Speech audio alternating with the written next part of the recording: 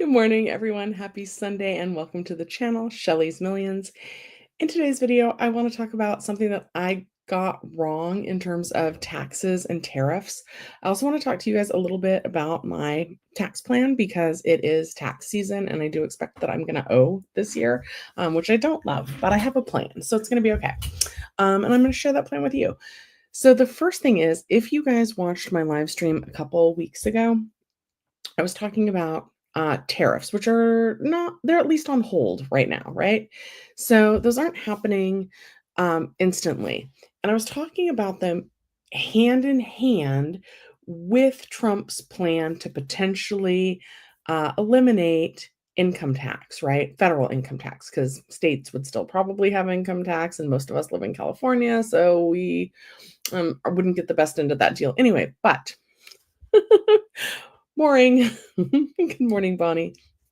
Okay, so um, what I said that was wrong is I said that it would be okay even if we had to pay crazy prices on imported things like avocados and tomatoes. And we do get some like gas and electric from Canada.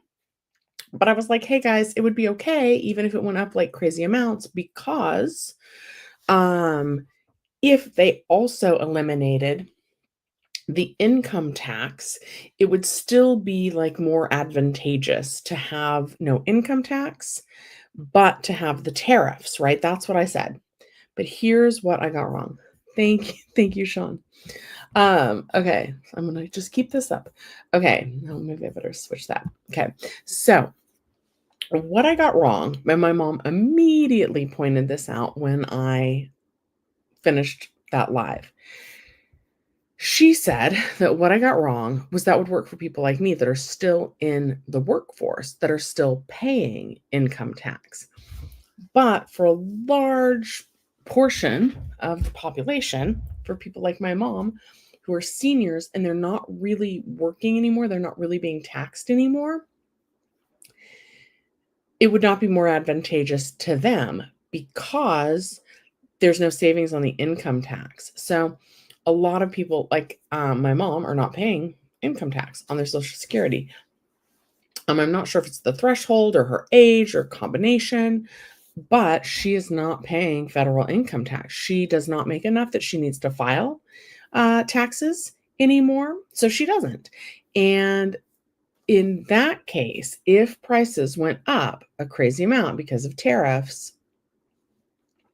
it would not benefit someone like her, even if they eliminated the income tax. So again, and those things don't necessarily go hand in hand. Neither of those things are happening right now today. And I just kind of want to say, like, we're all talking about taxes and inflation, and we were talking about fast food minimum wage going up. I think there comes a point where, and I've said this before, if I'm a company and I make $100,000 a year, right? That's not very much, but it's an easy to work with example. If I'm making $100,000 a year and my payroll used to be $20,000 a year, so I'm used to making 80,000. Let's assume that I don't have any cost, no rent, no utilities, no cost of goods. All I have is that one employee that I'm paying $20,000 a year. And then all of a sudden I'm told, oh, I have to pay that employee $30,000 a year. I'm still going to want to make $80,000 a year. So I'm still going to have to raise prices. And I think, there are some things that fluctuate. Gas, electricity, even cost of housing can fluctuate, right? But once the wages go up, wages don't go back down. So I think that there's going to be, and I also think, okay, oh, it's going to be interesting today. Sometimes I never know. But I also think businesses are slow to react when prices change. So I think that some prices are going to stay high just because you have to pay more in labor. So those prices that are up because of labor, they're not going to go down anytime soon. That's what I think on that. And then I also think that businesses are slow to react. They're slow to react when there is an increase to minimum wage. They're slow to react when the cost of eggs go up. So this is something that I noticed not this time when the eggs are expensive, but the last time. If eggs double in price, right? And I go to Denny's and I get breakfast. The price on the menu, even just for it doesn't like it for the most part, it doesn't go up just because eggs have doubled, but it probably should. But for restaurants, that can mean things like reprinting menus. It can mean, angering customers and risking losing them. So I feel like the restaurant industry, when prices go up like that, now gasoline, they react very quickly. They react daily, which is almost crazy. That's we're going to talk about that in a second too. In no other industry are they out there like changing the prices literally daily. Like, even stores and things that have sales, that's, like, weekly, but gas, literally, I think sometimes I've seen them change, like, a couple times per day. So that's interesting. Like, it seems like they could, like, just pick an average and go with that for the whole week for gas. Um, so anyway, businesses are slow to react on, like, updating their menus. They don't wanna anger customers. Things like that, but at some point, it has to go up, and actually, maybe let me see, maybe now's the time to start sharing my screen. Um, some businesses, they did put, like, an extra dollar, I think have you ever gone into a store and, like, a restaurant, and there's, like, a little piece of tape with, like, a handwritten, like, "Add $1 for eggs," or something like that? I did read that that was happening, that there's, like, an egg surcharge at some businesses. And I don't like to see prices go up, but I think businesses kind of have to do that, you know what I mean?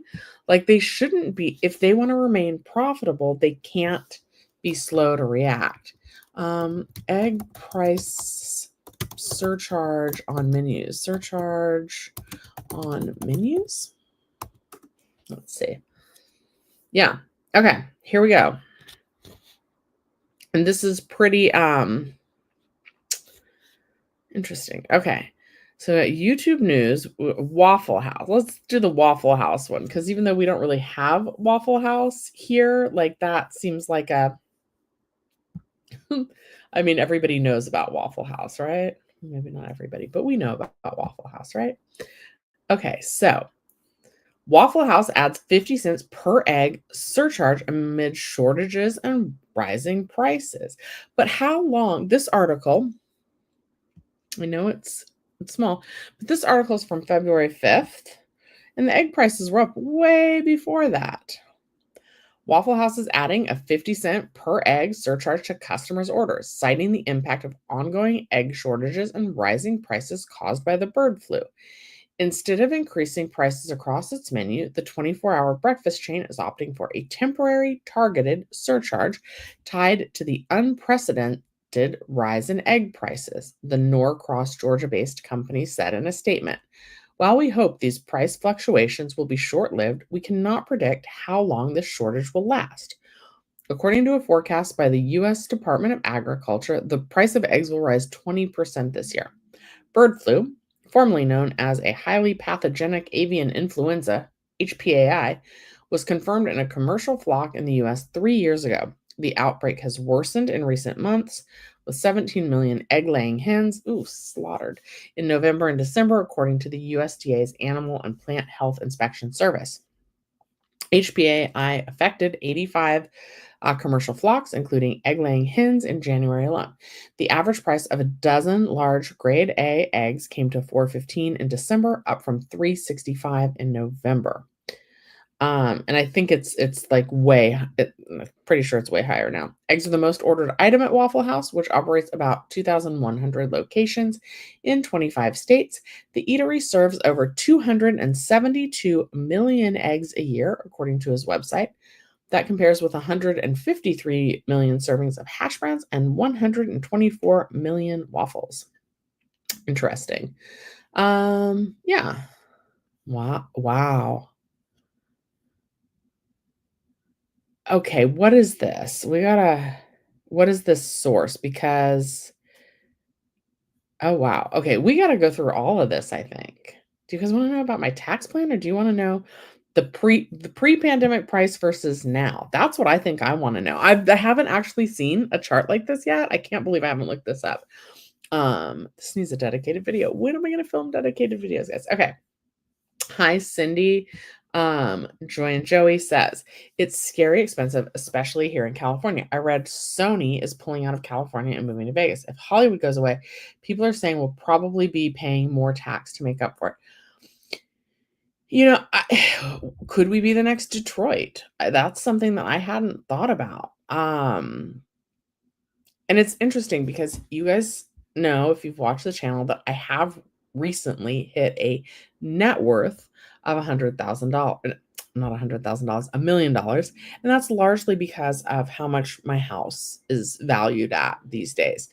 My poor little broken house that I love very much. But um, if my housing value went down a lot, I would no longer be a millionaire, and that would be okay, right? I would still have a paid off house. It's not paid off yet, but it will be soon. I'll have a paid off house eventually. Um, but so in Detroit, they lost the auto industry, and then property values plummeted. So that wouldn't be good for a lot of people, including myself. Like, part of my long-term plan, it's at least a thought to one day sell this house and move somewhere cheaper. Um, but yeah, and I think that wouldn't be good, but yeah, it'll probably be paying more tax, although, like, California is one of the highest taxed states already, so I don't know how that would work. Um, Really quick, before we go over this list, just because I said we would talk about this at the beginning um, of the channel. So I'm probably gonna owe this year, it's probably gonna be between, like, $700 and $1,000. So here's my plan. My plan is always to try not to owe, right? Not to lessen, well, I guess maybe to lessen how much income I'm showing, but not by too much, for the maximum tax benefit. So this is the plan. My plan is to keep my money in a high yield savings account, which so far this month, we're at the 16th, so we're a little more than halfway through February. I have so far accrued $38.17 in interest. So I'm accruing interest daily. That's not the daily amount, but that's the total so far for February. Um, so it should double because I've also increased the amount that I'm putting in there. So I've got um basically the plan is to get as much interest from my high yield savings account as possible. So I'm going to keep all my money in there, including the money that I'm going to owe for taxes, in the high yield savings account so that that can continue to accrue interest. And then on an IRA or Roth IRA, you have until April 15th to contribute to a prior year. So I think right around April 1st, I'll move $7,000 over to my IRA, and my tax rate is probably about 15 to 20%. So if I move $7,000 over times 0.15, that's going to equal about $1,050. So if I put $7,000 into my IRA, should lower my tax liability. Right now, I'm trying to earn as much interest as I can on that money before I invest it. And I'm starting to get to the point where I have enough money. Well, not enough, but like I have a decent amount in my savings, and I should, like, you don't want to keep, you want to have enough cash to cover your expenses, but you don't need too much cash sitting on the sidelines. So it's probably time to invest that anyway. So I'm going to put that into a 401k. Okay, now let's look at, I'm going to take a sip of coffee. You guys know that that means to please like the video. If you guys could also maybe comment on the video, comment maybe your, either your favorite money saving tip, either from me or any other YouTuber, or like where you heard your favorite money saving tip, or maybe you can, leave me a comment about what you notice the price increase the most on in your day-to-day? Is it gas? Is it groceries? If it is groceries, like what item? Just let me know. Leave a comment. Okay, I'm going to take a sip of coffee. That means please like the video. So we've got, this is a list, and the percent increase. For some common, it looks like, with the exception of utility gas, and electric, it looks like everything is grocery items. Okay, so this table was by John Kelly. The source is CBS News analysis of data from the Consumer Price Index, often called the CPI. The average price in US cities for common items, data through last month and compared to the same month of prior years based on average price. And this article came out in February, so I'm assuming that it's a February to February for income through last month. So that would be January, I guess. And that would also be the same month of prior years. So through January of 2019 and through January of 2025. And this could be lagging, like maybe it's 3 months prior. So maybe it's closer to like October of 2019 and October of 2025. I'm not sure how frequently they update the CPI data and like if it trails, like if the data trails, like for example, the unemployment rate, when you look at EDD and you see unemployment of 4%, that's, even though they've released the data maybe in February, you would think it's for January, but it actually trails further back than that. Okay. So in 2019, a dozen eggs was $1.55. In 2025, $4.95, and the percent increase is 219%. And I'm just going to say that back in 2019, I was definitely seeing eggs sometimes for around the $4.99 mark. And I would say that you'd have to like shop a special to get them for like 99 cents or $1.99. So definitely I feel like some of these prices are not California prices in 2019, but you know, we're a whole nation. So, all right, frozen orange juice. 2019, $2.41. 2025, $4.48. And that is a percent increase of 86%. And it does look like it's listing things from the highest percentage increase to the lowest percentage increase. Sugar was 60 cents. Doesn't say how much sugar. Cup of sugar, bag of sugar. Sugar was 60 cents. In 2025, packet of sugar, $1.01. Soft drinks. Oh, and now it's an increase of 70%. A 12-pack of soft drinks. You guys, this cannot be right, right? What? This doesn't seem okay. This does soft drinks 12-pack. This doesn't, I question the data. This does not seem right from 2019. It also doesn't seem right for 2025. So maybe this says soft drinks 12-pack, but like maybe they mean if you pull one can out of the 12-pack, how much that cost, because otherwise then these numbers would make sense to me. Otherwise they do not. So it's saying that soft drinks, a 12-pack, 35 cents. That can't be for the whole 12-pack, right? It has to be for one out of the 12-pack. 35 cents in 2019, 58 cents in 2025, and a percentage increase of 68%. Cindy, I'm going to stop and read your comments every so often. So Cindy says, you think we're in a housing bubble. Few people can afford to buy a house, and we are overdue for a recession based on history. The U.S. tariff structure was put in place during World War II, helping others.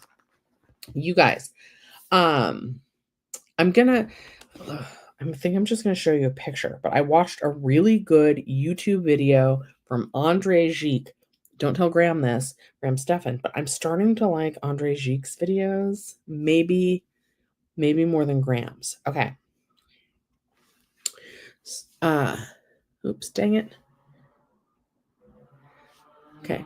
America's Hidden Trade War Strategy. That's the one that you guys want to watch. That it explains really well about tariffs and why they worked in the past and why they're trying them again. Okay, Sean said the price of pizza went up for the Super Bowl. I did not know that. Okay. So Okay, white bread. In 2019, $1.27. In 2025, $1.93. And that is a 51% increase. Steak. That's interesting. So, okay, we'll talk about that in a second, about like kind of just the logic surrounding things. All right, so steak was 5.60, probably a pound maybe in 2019, and in 2025 it's $8.28, and that's an increase of 48%. So here's the thing, if I see a pound of steak for $5.60 and I put it in my cart, $8.28, that feels like, oh my god, I'm paying $3 more for the same steak. Whereas like sugar, which is actually a higher percent increase, or let's go with that soft drink from 35 cents to 58 cents, or even the bread, $1.27 to $1.93. All of those are higher percentage increases. But because it's still like in the dollar range or under a dollar range, it doesn't feel like as much as that increase on steak. That increase on steak, that feels like a lot more because the price was already high to begin with, and so, when it raises 48%, it raises it a couple dollars, and that is a noticeable hit, right? Um, my mom wanted some steak the other day from the grocery store, and we looked, and we were like, "No, we're not buying this." Okay, ground beef, because it was too much money, $3.80. Also, I should say that, yes, I could, if we wanted to, spend that money on steak, but, like, we were like, "Let's find some discount stuff instead." Okay. Ground beef, 2019, $3.80. 2025, $5.55, which is a 46% increase. Round roast, $5.01 in 2019, $7.27 in 2025, for a 45% increase. Utility gas. So we'll talk about this in 1 second. $1.08 versus $1.55 in 2025 at a 43% increase. So that's like, gas isn't in watts. What is it in? Therms? I don't know, but that's for like a unit of gas. And so, maybe it's only 50 cents for like 1 unit of gas, but like you're getting multiple units of gas. Like, so, your gas bill has probably gone up like 1.5 times. If your gas bill was previously like $20, it's probably 30 now. And that, that's a significant hit. Wheat bread. It's interesting to me that they've separated that out from white bread, but okay, $1.94 versus $2.76. That's only a 42% increase, but again, because we're seeing the whole change between $1.94 and $2.76, feels like it's going up a whole dollar, even though technically white bread has a higher percentage increase on what it costs. That wheat bread to me feels like more because I'm seeing the whole dollar price. You know what I mean? All right, cookies. $3.47 in 2019, $4.90 in 2025, percentage increase of 41%. Lettuce. Good thing lettuce has not gone up too much. I like lettuce. Okay. $1.16 in 2019, $1.62 in 2025 for 39% increase. 8 ounces of yogurt. $1.07 in 2019 and $1.49 in 2025 for a 39% increase. I will say this, and I'm probably not remembering right, but I feel like yogurt used to be, I feel like back in the day you could find it for sale for 10 for $1. And then I feel like it went like the Yoplait, and then it went to like 5 for $1. I don't even know how they were making profit. I don't know how they were paying for the little container if it was 10 for $1. And it wasn't all the time, but it was like sometimes, right? Am I misremembering that?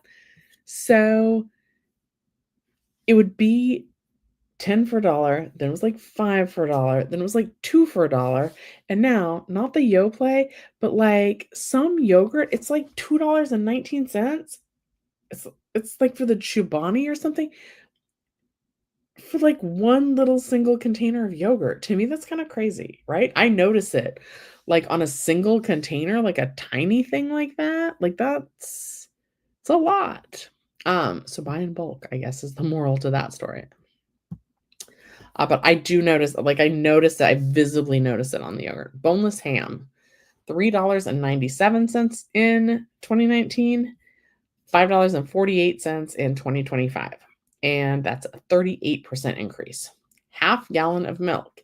Here's another category where even though it didn't go up as much in percentage, it feels like it went up a lot. Half gallon of milk, 2019 for $2.91, 2025 $4.03 for a percentage increase of 38%. Rice, 73 cents in 2019, $1.01 in 2025 for a 38% increase. 2-liter bottle of soda, $1.55 in 2019, $2.09 in 2025 for a 35% increase. Electricity in kilowatts per hour, 0.14 cents, so like 14 cents in 2019, 18 cents in 2025 for a 33% increase. I would like to say one thing about the electricity here in California. Good morning, Nina. Good to see you. So one thing about the electricity is that we voted for 5 years between 2015 and 2020 for there to be increases in electricity. And I feel like it went up like significantly during, so it only encompassed, this survey that we're looking at only encompassed 1 year of those increases, but there were actually increases in 2015, 2016, 2017, 2018, and 2019, which is the year it's comparing this to. So even though electricity is on the lower end of things that have increased percentage-wise, it increased quite a bit the 5 years prior to when this data was taken. Okay. Pork chops, $3.20 in 2019 versus $4.25 in 2025 for a 33% increase. Beef for stew, $5.53 in 2019 and $7.32 in 2025 for 32% increase. Ice cream, half gallon, used to be under $5 in 2019 at $4.91, but now it's $6.46. So lucky for me, ice cream mentally feels too expensive for me to purchase. And that is a 31% increase. I love ice cream. I love dairy products. Chicken breast, $3.06 versus $3.97 in 2025 for a 30% increase. Potatoes, 0.75 cents. So 75 cents in 2019 versus 97 cents in 2025 for a 30% increase. And processed American cheese, $3.92 in 2019 versus $5.06 in 2025 for a 29% increase. And again, that's dairy, that's cheese. I love it. And it's gone up. So again, we're seeing this. It was under $4 and now it's over $5. So even though it's not a whole $2, like it feels like it when you're looking at it. Okay. And between all of these prices, it really feels like an increase in your wallet. Bacon. Bacon. I like bacon too. $5.52 in 2019 and $7.04 in 2025 for a 28% increase. But that's actually the lowest item percent increase. That's so crazy. So, yeah. So that's how much things have gone up since 2019, since those pandemic times. And that's a lot. Oh. Right. Why all these spam articles? Anyway. So yeah. So some chains are putting, a surcharge on eggs. What do you guys think about that? Where do you notice the most?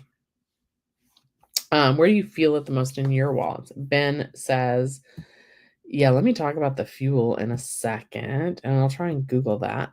Inflation went up slightly in January. More to come. I'm worried. Again, try not to worry. We cannot personally control these things, right? What we can do is help each other. Go through This is something that I did yesterday. You gotta well, you don't gotta do anything, but what I did yesterday is I went through my cabinets and I ate something that has been in there a long time. It actually was past its best by date, but I ate it anyway. It was just time to cook it. Try not to cook with eggs. Try and like use up any of those spare items that have been sitting around. Get creative with your meals. Maybe share meals. Um, like not with eggs, but like let's try not to let anything we buy spoil. Yeah, everything is costly. Okay, even fuel is going up. Yes. I think I paid $5.29 a gallon the other day. Let me see if I can try and find an article about why fuel is going up. Why is gas going up in California? It's like the number one search. Okay.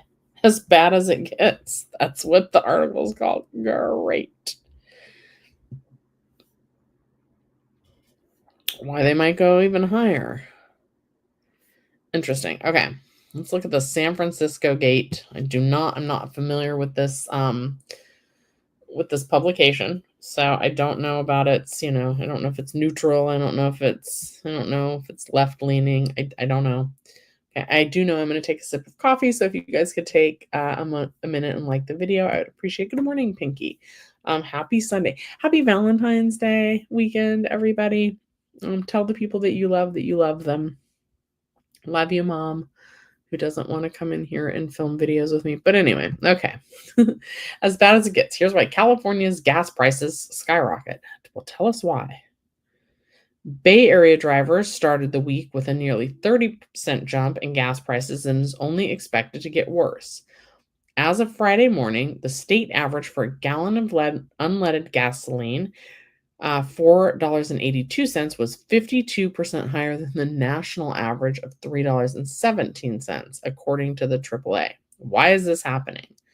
Though fuel price hikes are normal in California, there's one significant culprit this time around. Oh, interesting. A chaotic explosion and fire at the Martinez Refining Company on February 1st that injured at least 6 people is causing major supply issues. I hadn't heard that. Okay, I'm going to take a sip of that coffee. That means like the video. Especially for Northern California. Patrick DeHaan, head of petroleum analysis at GasBuddy, told SF Gate. This is pretty much as bad as it gets for this type of situation, DeHaan said. It's probably not going to get any better. The fire happened as the northern part of the state was preparing to make its transition from winter to summer gasoline, which is a cleaner burning fuel. This switch regularly causes an increase in prices since it requires oil refineries to periodically go offline.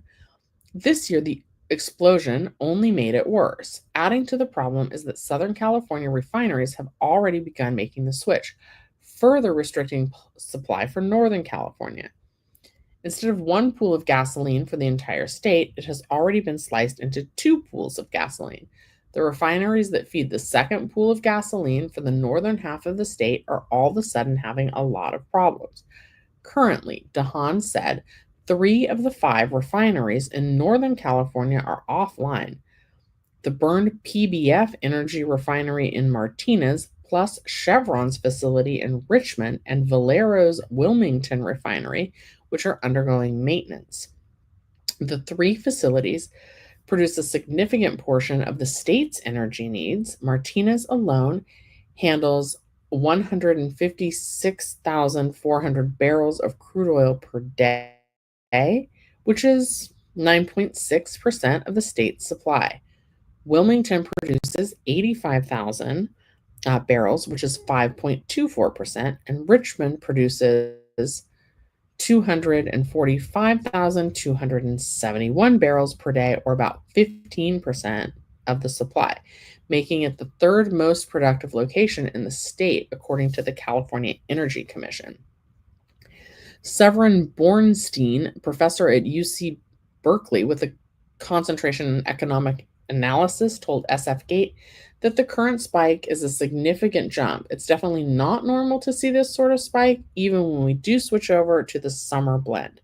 Part of the increase could also be attributed to the currently operating refineries driving the cost up. But Borenstein said it's difficult to tell to what extent that's happening. I'm not saying that they're doing that, but in such a concentrated market where we have a very limited number of sellers, it's definitely a concern. Where is it most expensive? Price jumps are widespread throughout the entire state, but Northern California is being hit hardest. In the Bay Area, San Francisco, Marin, San Mateo, Napa, and Sonoma counties have the most expensive gas in the 9-county region, with an average cost ranging from $5.09 to $5.21 per gallon as of Friday morning. Even higher than the Bay Area are $5.38 per gallon in Humboldt County, $5.38 in Trinity County, and $5.80 in Mono County. Okay. So let's just I skipped a couple paragraphs. Southern California isn't in the clear either, DeHaan said. It should also brace for rising costs as Northern California becomes more reliant on Southern suppliers, and the supply of shortfalls could even extend to some parts of Oregon and Washington. The supply of Southern California gasoline is suddenly going to become tighter overnight because they're going to start producing more gasoline for Northern California. There's a finite amount of refining capacity, and when there's an issue in one area, it affects basically the entire region. And lastly, when will it get better? Thankfully, the supply shortage isn't expected to break the record high price that San Francisco reached in June of 2022 when gas hit $6.64 per gallon. That also was a time when there were refinery issues. Refinery maintenance typically lasts for about 4 to 8 weeks, he said, which is when prices could potentially peak.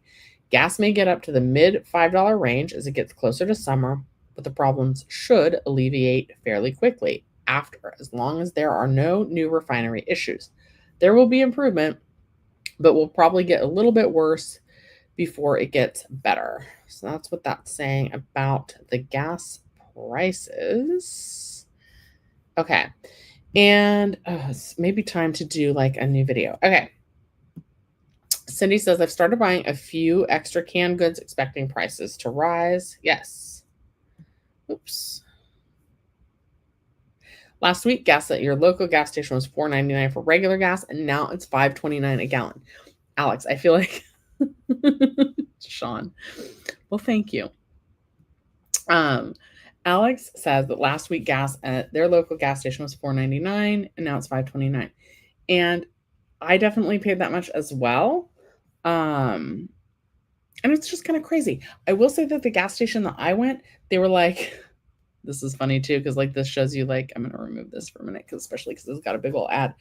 But someone was like, the gas station I went to only had 91 gas, and it just said only 91 like on the pump. And then they took the signs off, but when I went in to pay, like, so I went and I got it. First of all, when it's only 91 gas, I did not fill up. I put in $20 at a time, which in my little Prius C, that'll last me a little while. But I don't fill up when it's like that. Am I lagging to you guys? I'm looking like I'm lagging on this side of things. Anyway, so sorry, and now my computer fan is on. I'm trying to fix this really quickly. Now I've lost you guys altogether. Anyway, so gas was only available at 91. And when I was at the pump, this younger guy looked at me. He goes, what does that mean? What is only 91? And I was like, oh, it's like, look, I was like, you see how it says 89, 87, 89, and 91? I don't really know what those numbers mean. A higher grade gas, but like, why do they skip every couple numbers? I don't know the answer to those things, but I do know that only 91 is like the highest grade gas that you can get. And that was all that was available at my local ARCO. So it was like either leave the gas station that I already pulled up to, or like go get gas somewhere else, or pay for the 91.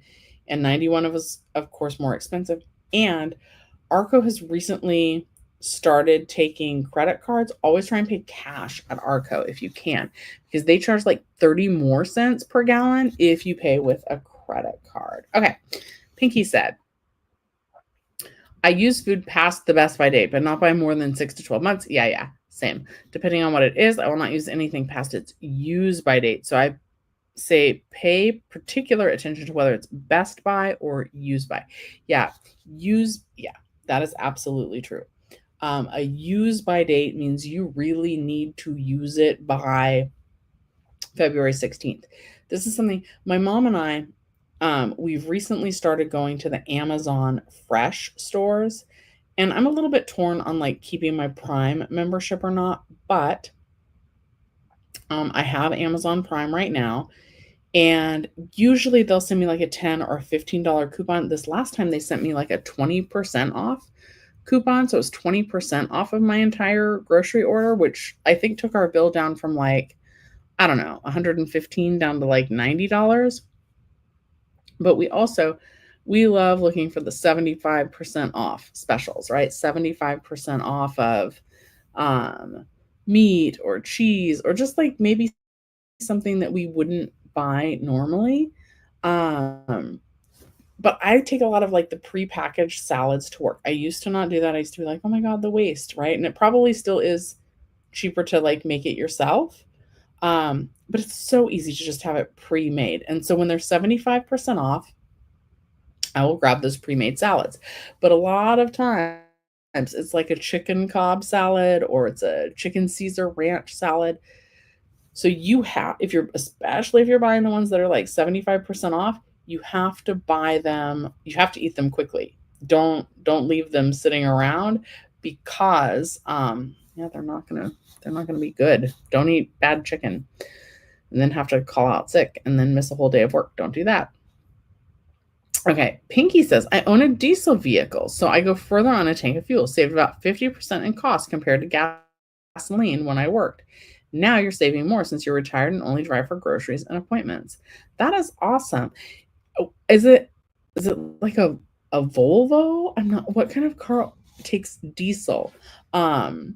And I would be so scared that I would accidentally like put regular, and it's like not every gas station has diesel gas. Like if you did want to take a long trip, do you have to plan for that? Or does every gas station have at least one pump that's diesel? I don't know. All right. Now, I don't know if Debbie is going to make it this far, but Debbie always asks me about the movies.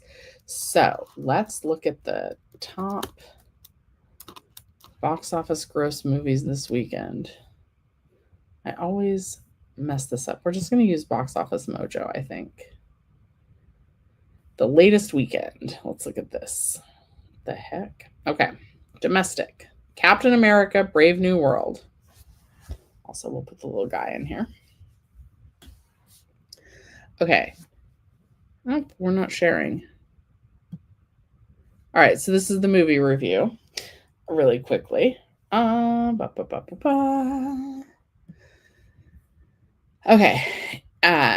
88 million for Captain America, Paddington and Peru. The Paddington movies, even though they're animated or CGI or whatever, they're really cute and I would recommend checking it out. I haven't seen this one yet, but I bet it's going to be cute. So Paddington and Peru made 13 million. Heart Eyes made 10 million. Dog Man made 9,730,000. Neja 2 made 7.2 million. Love Hurts made 4.3 million. Mufasa 4.1 million. One of Them Days 2.9 million. Companion 1.8 million. And Becoming Led Zeppelin 1.8 million. Those are the top 10 movies this week. Captain America, that's not a great gross on that, especially considering it's a holiday weekend. Okay. All right. Cindy says that diesel cars don't work in cold weather. A VW Golf. Am I saying that right? A 2015 VW Golf TDI. I feel like I dated a guy who had a Volkswagen Golf. It's kind of like square, right? Is it a square car? I feel like it is. But his took regular unleaded, I'm pretty sure. Okay, Andrew says, If gas will get out of hand again, I need to consider a smaller car because mine takes premium and has a V6 engine inside of her. Yes. Hi, Billy Bob. You are new to the channel, I believe. But hello. All right. So, what else? Oh, here's something else that I wanted to look at this week. Oops. Okay. Let's look at how many jobs we've lost since Trump has taken office. How many jobs has Trump cut? Okay. NPR. If you guys ever have a preference to like which article or which news source you want me to click, that's fine. Otherwise, I'm going to go to NPR, National Public Radio. And here's why this is a topic that I'm concerned about. I always kind of thought to myself, if something ever happened at the movie theater, that I would like to go work at like the unemployment agency, but guess what? That's a government agency. I'm not sure if it's federal or state operated. Also, like maybe I would like to work at like the FBI because not the FBI, the IRS, not the FBI. I would be a terrible investigator because I like to talk too much. The IRS. I love money and I'm nosy. So I would love to like look at other people's finances professionally and get paid for it. Probably they're not cutting at the IRS, but like, didn't they even accidentally cut at like the nuclear reaction place? So like, I think they're making cuts all across the board. And I always looked at government jobs as being like very secure. So that's kind of like an industry that I thought maybe I would want to like go into one day if ever I stopped managing a movie theater. And now they're doing all of these layoffs and it's a lot. Okay, Alex says, just telling Andrew to replace his Lexus with a Yaris. Alex, I'm so happy that you're loving your Yaris. And that's like a super cute car. I think it's perfect. Drill, baby, drill. Trump said he would do that. Yes, he did. So, a lot of people, guys, please watch this video by Andrew Jeek, oh my goodness, I'm going to spell his name wrong. Hold on. Jikh, America's Hidden Trade War Strategy. It is on YouTube. Watch that video. It really explains things really well. Like, I hate to say it, but Trump might be onto something with these trade wars. He might be. Okay. And maybe with the drilling for oil too, if we need to keep the gas down. Pinky said cold weather is a bit hard on diesels, but they will work. You live in the central coast of California, so cold isn't a worry for me. That is great. Okay, let's see how many jobs Trump has cut. Layoffs have accelerated at federal agencies with more cuts to come. Federal agencies are accelerating layoffs and planning for even more cuts as the Trump administration moves quickly to slash the government workforce. The Pentagon and the Department of Housing and Urban Development are gearing up for budget cuts and staff reductions. While layoffs hit employees at the Department of Agriculture, the Centers for Disease Control and Prevention, and the Environmental Protection Agency on Friday, multiple sources told NPR, speaking on the condition of anonymity. A sweeping wave of terminations has already affected thousands of employees at agencies, including the Veteran Affairs, Energy Education departments. This week, President Trump signed an executive order directing agencies to prepare for large-scale reductions in force. Many of the first to be cut are those still in a probationary period because they were recently hired or are long-serving employees who are moved or promoted into a new position, in many cases have fewer job protections. The probationary period is a continuation of the job application process, not an entitlement for permanent employment, a spokesperson for the Federal Office of Personnel Management said in a statement. Agencies are taking independent action in light of the recent hiring freeze and in support of the president's broader efforts to restructure, streamline the federal government, and to better serve the American people at the highest possible standard. Laid off federal workers have begun sharing their stories on LinkedIn as they change their status to open to work. I was a consumer protection cop, thrown off the beat by Doge, wrote Taylor Sonny, who worked as a compliance examiner with the Consumer Financial Protection Bureau for 11 months before being fired on Tuesday, 1 month before his probation would have ended. Based in Houston, Sonny traveled the country in search of unfair, deceptive, or abusive practices at financial institutions. I feel like it's such an important agency for every single American, he told NPR. It truly is a nonpartisan mission, which is unfortunate that it's been so heavily politicized. HUD, um, the Department of Housing and Urban Development, is going to aim to slash half of its staff. They have a target of laying off half the agency's staff, according to one HUD staffer with direct knowledge of the plans and a union leader who has spoken with others. It's so sad to me. Um, and I don't know what the answer there is either. My mom is always like, we have this story where my grandma wasn't walking anymore. She was just in a wheelchair 24/7, like even like with like a little belt kind of tied around her waist. And they got her shoes, and it was totally, like, paid for, like, by, I don't know, Medicare or something like that, but, like, my grandma does not need shoes because she wasn't walking. She needed, like, grippy socks, you know? Like, so they didn't need to spend the money on the shoes. Sometimes it is easier to, like, let everybody go and then build. There's pros and minuses, right? Um, Sometimes it is easier to let everybody go and, like, start fresh. But probably not in this case, like, I don't see that happening, like, and it seems like a lot of jobs. This article isn't stating it, but I could swear that I read, te I'm like, "I'll swear that I read that 10,000 jobs have been lost," but don't quote me on that. Okay. Pinky says, "The Golf is the hatchback. VW makes both a gas version, TSI, and the diesel version, TDI, which is no longer sold new in the US." Yeah, I feel like that's what my friend had. Okay. Move to the Texas countryside and strike oil and be the next mega oil baroness. Bridges Oil. What? Alex, you might be onto something. I like the sound of that. I will hire you all and we'll all just have like cushy office jobs. Okay. 5 large oil fields, 2 refineries, and 3 offshore rigs. You can help bring fuel costs down. Like, but then would we be billion? What if I was greedy?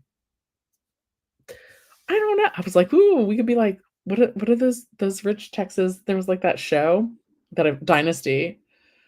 What if I was like that? Like, I don't know. Anyway, I don't know a lot about the oil refining business. I think it's dangerous. I do think it pays well.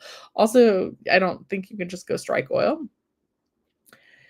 Oh my god, you guys, we might go off on a little tangent here. We might have to talk about something fun, but that also could potentially make money. Okay. We're going to still look at this though. Okay. The Department of Defense is going to have a budget cut. I'm just going to read the highlights of this. The EPA is terminating hundreds of probationary workers. And what sucks here, and why, I don't know if you guys saw me roll my eyes a little bit when this person said that that they were going that he lost his job before the 12th month, and that's when the probationary period ends. Here in California, usually the probationary period is 90 days or 3 months. So this person had been with that job almost a year. You're just starting to get your flow. You're starting to feel secure, and boom, the rug's just like pulled out from under you. Like that's so messed up. Especially because like I think everybody has kind of like seen the government jobs as being stable, right? Like, oh, I don't love that. Okay, HUD. Okay, so HUD is going to slash half. Department of Defense, EPA, the USDA supervisor. Oh, given no notice of layoffs. Supervisor. Let's read this because it says no notice, but then it's saying in this very next sentence that there are. Like, I'm skimming while I'm reading it with you guys. So at the Department of Agriculture, layoffs hit employees working in areas including animal and plant health inspection, farmland conservation, and agricultural research, according to 3 USDA employees who spoke to NPR anonymously because they're not authorized to speak for the agency and fear retaliation. 10% of the CDC, the Center for Disease Control and Prevention, and more cuts at the CFPB, the Consumer Financial Protection Bureau. Okay. So the thing that I wanted to say was this seems very much like during the pandemic. Let me read your comments and then remind me to go into this. Alex says that during the 80s, there was a show your grandma liked, and it was about Texas oil rich folks, about the Ewing family, and the name of the Dallas. That's it, not Dynasty. Dallas. That's what I meant. Pinky says, pays well and dangerous. Just made me think of that show, Landman. Love it. Then again, I grew up. Oh, you're in oil and agricultural area. That's cool. Yeah, and I've been meaning to check out Landman. Do you think me and my mom might like it? So I'm looking for shows to watch for my mom. We tried Yellow Jackets. She did not like Yellow Jackets. Okay. So these cuts, they remind me of when we were in the pandemic, right? Because even me at my job, I'm like, I need more help. I need more help to get things done. Because over the last several years, as businesses look at ways to cut costs, a lot of times they're doing that in the way of payroll. So it's pretty common that one person is now doing the job of 5 people already. And you can only cut jobs so much before, like, literally people can't do them, right? I messed something up this week that I wouldn't normally have messed up. And I feel like it's because we're really stretched thin and there's a lot of things that we're trying to do. So I feel like the same thing's happening in these government agencies, right? And this definitely happened during the pandemic. You have so much money to make the department run. And I related this to like a car repair, right? Speaking of which, I just took my car in repair. So this is a perfect example. I took my car in for routine maintenance and they said, Shelly, you need an oil pan and you need something else. And it is in the red. Also, I'm the type of person I would have normally fixed that, but these idiots didn't tell me until they gave me my paperwork when I was checking out. I said, oh, any recommended repairs? And he's like, yeah, these 2 things are in the red. But anyway, also I have limited time off. So I really needed to do all those things on that day. So that could be it too, time and money, right?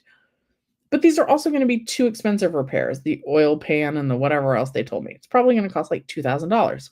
So you look at it and you say, oh my goodness, can I possibly get by for another week or so, or 2 weeks or 3 weeks? How long can I go without fixing this problem? So you're aware of the problem, but maybe you don't have the money to fix it. Maybe you don't have the time to fix it. And so you let it go and you hope for the best, right? The EDD, when the pandemic hit, they knew they were short-staffed. They knew they knew that their equipment was outdated. But if you don't have the money to update the equipment, or even if you do have the money to update the equipment, but you don't have labor hours, time, if you can have one or the other, it doesn't help if you're approved for upgraded equipment. If you aren't also given the budget and personnel and the time, like maybe you have to take one EDD office down. I have no idea how tech works, but like maybe it takes time to upgrade those systems. Maybe you have to take the whole system down for like a week and nobody wants to like lose their unemployment benefits for a week. All I'm saying is that like, a lot of times about these problems, but you're just hoping for the best. You're hoping that the worst case scenario doesn't happen and that you can fix it before something happens or that you'll eventually get the money. And it just kind of feels like that with all of these agencies. They know, like HUD, like they help with like Section 8 housing and first-time home buyers programs, and they do a lot of different things. They're already stretched thin processing the applications, and now they want them to cut more. So It's a little bit crazy. All right. Pinky says it's like the pandemic, but much, much, much worse. Yes. Okay. And Cindy says, you worked for state government, and I can say no job is safe. Cutbacks in the federal government have happened before. Clinton was the last. It also happens a lot in private businesses. Yeah. Yes, it does. Okay. Let's look at something fun. Fun way to potentially make money. National park where you can find diamonds. I want to do this so bad. Okay, craters. Okay, let's look at the AI thingamabob. It says the crater of Diamond State Park in Murfreesboro. Murfreesboro? Oh my god, Murfreesboro. Murfreesboro? Oh my god, I can't even say it. Maybe I can't go there. Murfreesboro. Murfreesboro. Oh my god, guys. That's a name. Murfreesboro. I wish that somebody that lives there, I probably should just watch a YouTube video because it's a national park. So I'm sure people say. But anyway, there is a national park in Murfreesboro. I cannot say that. It's a national park where you can search for diamonds. It's one of the few places in the world where the public can search for diamonds in their volcanic source. AI is still saying visitors can search for diamonds, rocks, and gemstones in a 37-acre field. The rule is finders keepers. The park has a campground that's open year-round, but reservations are recommended. Famous finds. Uncle Sam in 1924. The diamond weighed 12.42 carats. The Amarillo Starlight. Amarillo? Not Rillo. Amarillo. The Amarillo Starlight, discovered in 1975. It weighed 7.54 carats. The Star of Arkansas in 1956. It weighed 8.27 carats. And the Carine diamond, discovered in 2024. So that was last year, by Julian Navas. This diamond weighed 7.46 carats. So, guys, I think I need to go here and try to dig for diamonds and try and make some money that way, or at least find a really cool diamond. All right. So that's my next vacation, maybe. All right. Thank you guys so much for watching Shelly's Millions. I will talk to it. I'll talk to you guys next week. When you hear it said, you don't hear the second R. All right. Well, anyway, I want to go look for diamonds for a vacation and maybe make some money. All right. Have a great rest of your day. Thanks so much for watching Shelly's Millions. I'll see you next time.